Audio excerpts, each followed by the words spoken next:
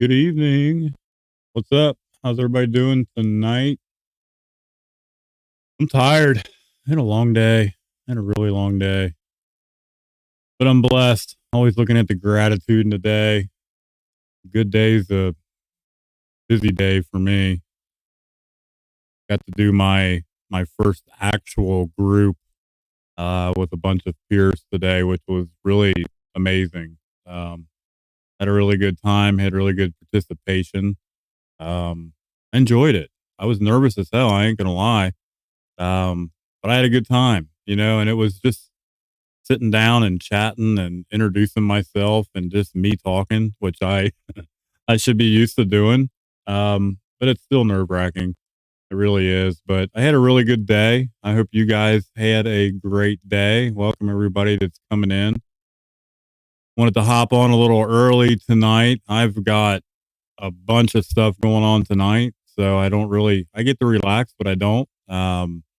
My sponsor is celebrating his 30 years tonight in a meeting in Tennessee in about 50 minutes or so, 40 minutes.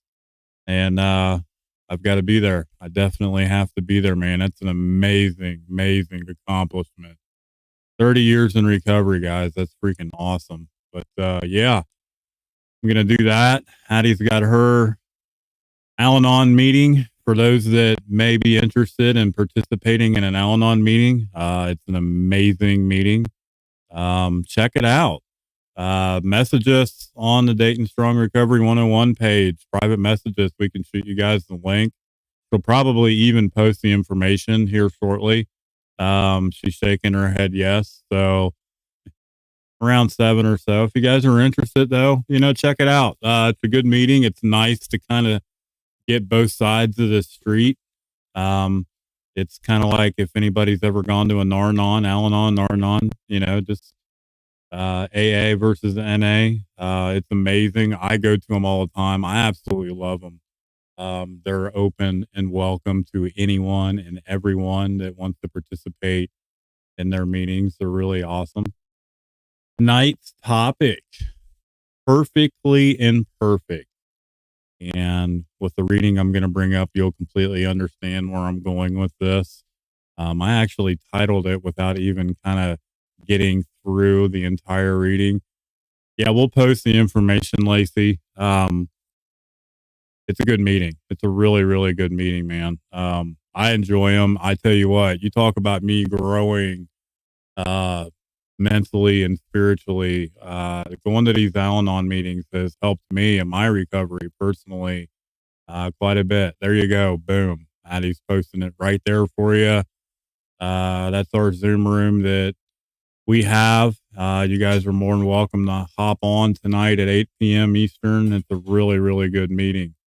Let me bring up this reading that I have today. It's from the Hazelton Betty Ford Foundation. I flipped to the AA side tonight. I love the site.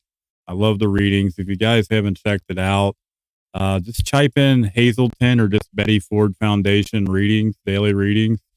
They've got multiple readings daily for everyone, and they are really good readings. Here we go. February 15th. Said it is always a mistake not to close one's eyes, whether we forgive to look better into oneself. Get my mouse over here to my other screen. It says it's easy to look outward to find faults with the world and people around us. We criticize family members, complain about our friends. We always notice the disease in the trees around us. We always notice the mess. You guys feel that way sometimes? Like when you get pissed off or you're aggravated, something's not going your way. I in early recovery, which I'm still in early recovery, guys, but first going into the rooms, I would always project outward. I would always put the blame on other people. It was never my fault. I would never look inward. I would never look really what was really going on, within. But if we take time, be quiet, to be still, to sit alone in a tree by the lake, or become more aware of how connected we are to the life that's around us. Amazing. That sounds amazing. We are part of the beauty of the imperfection. When we notice that our own tree is not perfect, when we start noticing our own faults, our own character defects, it becomes easier to forgive, uh, I guess, the blight that go around us. It is also important to forgive ourselves for our own faults. Like, it's okay not to be perfect. That's something that I struggle with. I like to be a perfectionist, and I am far from it. But I still struggle with it. It says, though all the trees are beautiful, they each have scars. Boy, how many of you guys out there have scars? Man, I know I do. I have a ton of them. Welcome, Phil. Marty, I see you guys coming in. If you guys haven't checked out Phil Tyler Against the Odds, check him out, man. He's a good dude, spiritually connected. He's sharing hope that a hope was daily. I appreciate him. He's actually the one that inspired me to start doing what I'm doing, man. He's been an inspiration in my recovery and my live stream. And I thank him each and every time I speak with the gentleman. He's a good guy. He's always giving back and he's always of service. Against the Odds, shout out, brother. You know I would. Let me get back to the reading. Though all the trees are beautiful, they all have scars, man. We have scars, and that's okay. Use that lived experience, that past experience, that trauma, that pain that we've all endured and gone through, and use that for inspiration and carry the message of hope to others and let them know that, they don't have to go through it like we did. It's okay not to be okay. That lived experience is a bad mamma jamma. I mean, in my opinion, I say it all the time. The most powerful tool next to my higher power, my recovery toolbox that anyone can have is your story, your unique lived experience, your unique lived story. Share that shit, man. Recover out loud. You guys know I love saying that. Recover out loud. I mean, it's that simple. This being human means we are, like all humanity, both beautiful and we're imperfect. That's how I came up with we're perfectly imperfect, guys, just the way we are. It's okay to be who we are, to be our unique selves and to be us. Be you, don't be fake. Don't fake it to make it. Don't be a follower, be a leader. Um, it's powerful. And when I've been able to practice that daily to the best of my ability, man, have I started to recover and just start opening my eyes up and seeing the bigger picture of life. When I get aggravated or I get frustrated, it's usually something within me that's doing it, and I have to really sit down and take a deeper look at me and what's going on with me. Welcome, Vic. Seeing some guys coming in here. It's usually almost 10 times out of 10, something going on with me. That's the struggle. That's the problem. It's usually a character defect of mine. I always use the example of driving in traffic because traffic in Dayton, Ohio sucks. The roads suck. And usually when I get aggravated, it's from leaving my house in the morning until I get to work because I'm cussing somebody out on the highway because their driving sucks. And I'm a good driver, but, sometimes it may be my fault too. I have control issue, guys. I'm not perfect. I struggle with letting go and letting God or letting go and letting my higher power do the driving. I want to take back the steering wheel sometimes. I struggle with it too. It's just something that I have to work on daily, day in and day out, and get through it. Um, it's that easy. That's the importance of that daily inventory. Some people like to do their inventory multiple times a day. I typically do mine in the evening time or at night, when I'm really laying down and relaxing and going over my day, and looking at the good and the maybe bad in the day and seeing where I can maybe change things or be a better person. That's the key for me is just to be better, to be a better person every day and try not to make those same mistakes. I'm not perfect. I make mistakes all the time. It's just a matter of how I pick myself up and I move forward from them. No matter what, I just don't put dope on it. It's that simple. No matter what, No matter what life throws at me, I know my higher power isn't going to put too much on my plate or throw too much at me at one time, but I can't handle it as long as I'm open minded and willing. And I reach out and I share and I ask for help when I'm struggling, no matter what the struggle may be. It's taken me almost 45 years of my life to finally realize that and come to the realization, that my stinking thinking um, is messed up and that I need help, and I need the help of each and every one of you guys out there to help me through my struggles when I'm struggling. It's that simple. The next reading is The Language of Letting Go. And, this one just kind of went together with the one I just read. That's why I'm kind of doing two back to back. Um, Look at that word right there, control. Man, do I struggle with it. And it smacked me in the face when I was reading these, so I had to share about it. That sometimes the gray days scare us. And that's okay. Those gray days are going to happen. It's not going to be unicorns and rainbows every day, guys, and that's okay. Um, those are the days when our old feelings come rushing back. The days where we feel needy, we're scared, we're ashamed, we're unable to take care of ourselves. How many of you guys have had days where you just don't want to get out of bed? You don't want to change your clothes. You don't want to take a shower. You don't want to pick up the phone. You don't want to talk to nobody. Man, that I struggle with that. And I still do at times. I became a master isolator at the thick of my addiction. It doesn't go away overnight. It's something that I have to continue to work on all the time. It says, when this happens, it's hard to trust ourselves. It's hard to trust other people. The goodness in our life, all the things that we've accomplished, our clean time, our sobriety, all the positive things that are going on in our life. It's hard to focus on that and see that, and the good intentions of our higher power. For me, God, it's hard to see those intentions. The problems just seem like they're overwhelming. Oh my God, the world's coming to an end. I catastrophize. I blow things out of proportion. It seems senseless. The future's bleak. I just can't do this anymore. I pour myself to death. I beat myself up. We feel certain that things that we want in life are never going to happen. I'm never going to get that job.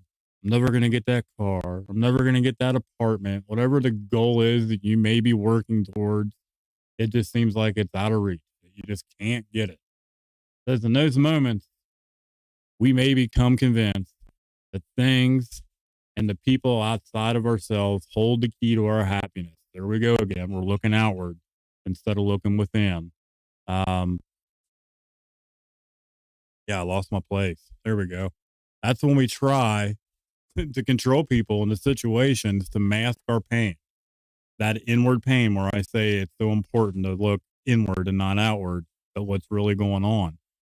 So we start projecting on other people. We start trying to manipulate and control situations and other people. When these codependent craziness, and it is codependent craziness, strike, others often to begin or react negatively to our controlling behaviors and our attitudes and how we're treating them. How many of you guys, boyfriend, girlfriend, husband, wife, how many times have you guys gotten upset and started acting out and started cussing and yelling at them for like no apparent reason whatsoever? Probably because there's something going on with us, like if I had a bad day at work or somebody cut me off in traffic, and then I come home and take it out on somebody. That's what they're talking about. That's what it's talking about, that craziness, and that negative projection towards other people. Says when we're in that frenzy state, searching for happiness outside of ourselves and looking to others to provide our peace and stability, remember this. Even if we could control things and people, which we all know we can't, even if we got what we wanted, we would still be ourselves. Man, that's powerful.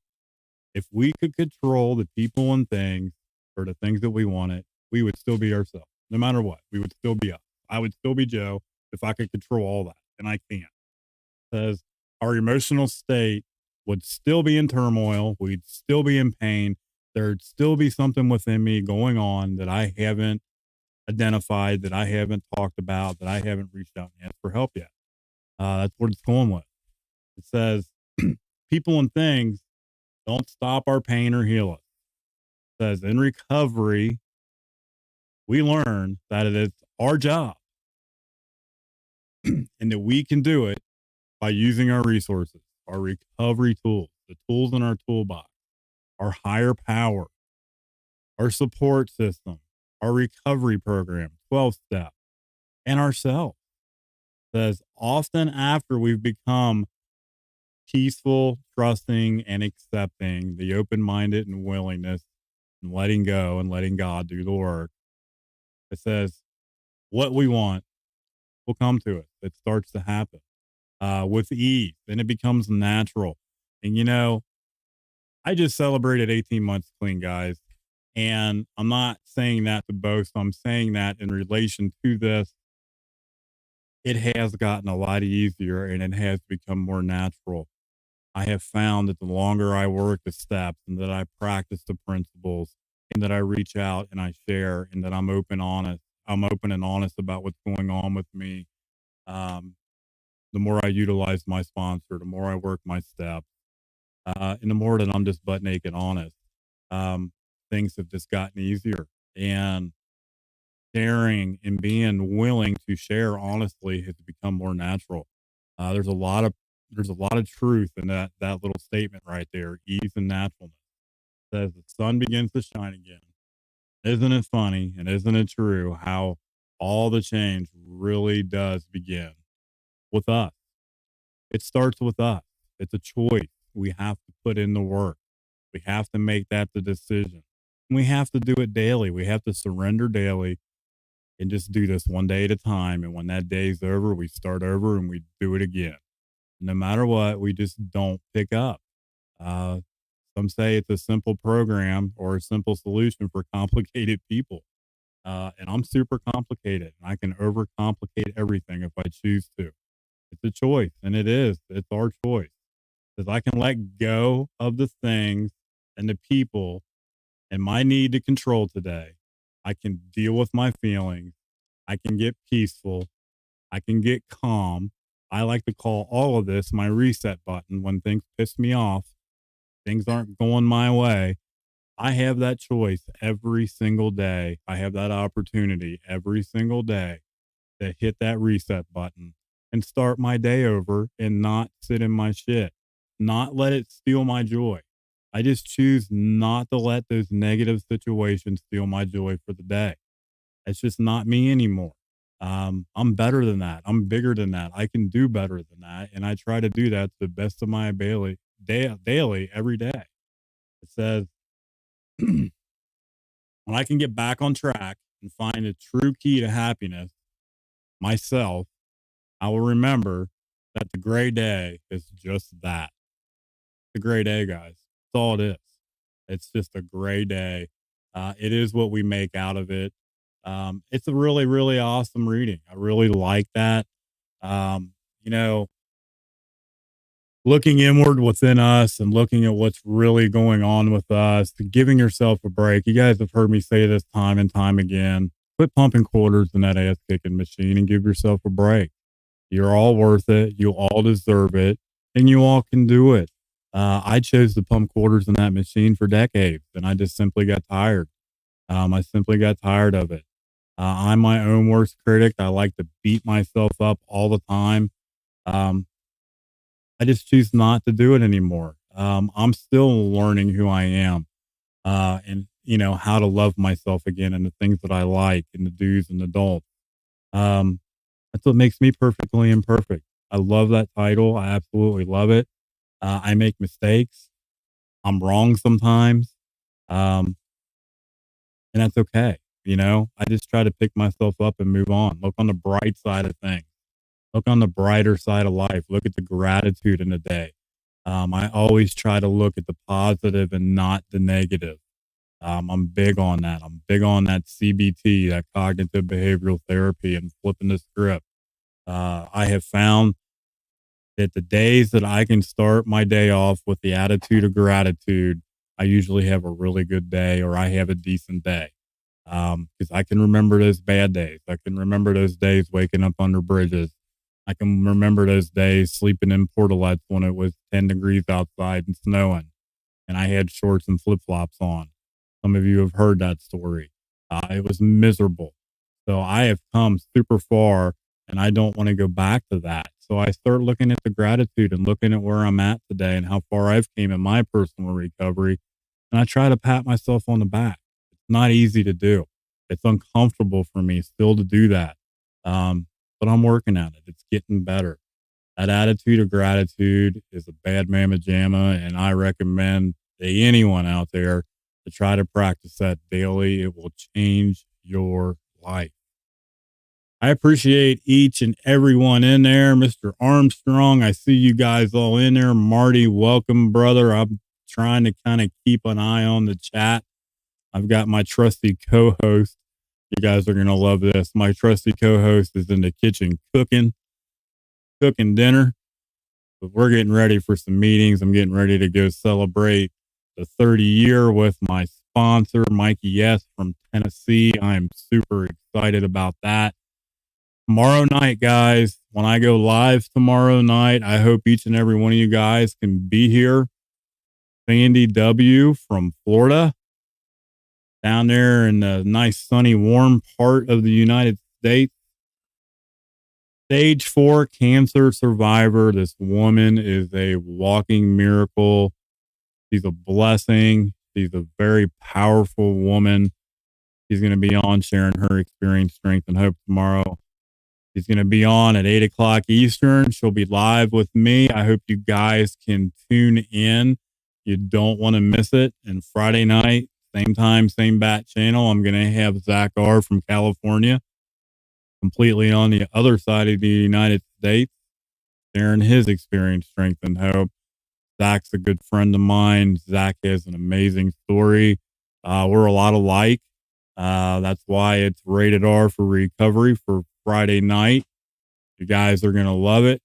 That's right. Addie said you guys are all rock stars. You're all badass recovery warriors. I love each and every one of you guys. I hope you guys make the best of it tonight.